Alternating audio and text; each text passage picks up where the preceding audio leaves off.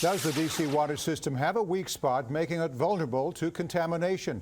The district has two main water reservoirs, the Georgetown Reservoir and the McMillan Reservoir near Howard University.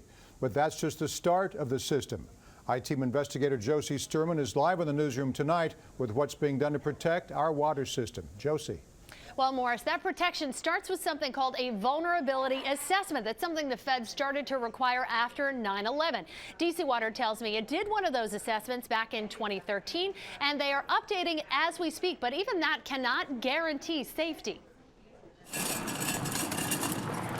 Bill Flythe has a cart ready to replace the water he can't use at home. This will get us through about the afternoon. He's stocking up on everything he needs to drink, but it doesn't make his fears any easier to swallow. We're lucky it's oil instead of, sarin or something else like that, yeah. It's kind of scary.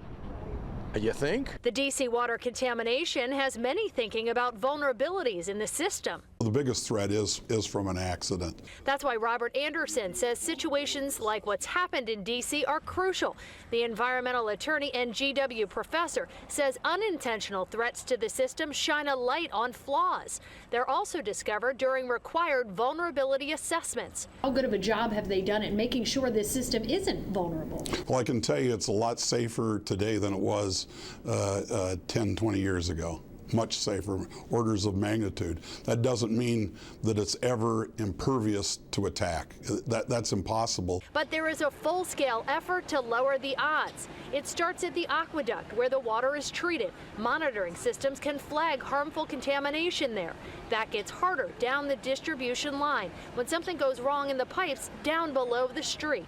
As we discovered here, many times the first person to find this out when it's in the distribution system is the user. And users like Bill Flythe know they can't expect complete protection. Of course it's vulnerable. Anything is vulnerable. And we would love to tell you how DC performed in its assessments, but we are told because of security concerns, obvious ones, those studies are not a matter of public record. Josie Sturman, News Channel 8. All right, Josie, thanks for the update. We've got much more on the water advisory that's recently been lifted. Updates on air and online at news8.net. There you can catch our live stream and see all of our reports, including how businesses were affected and this I-Team report.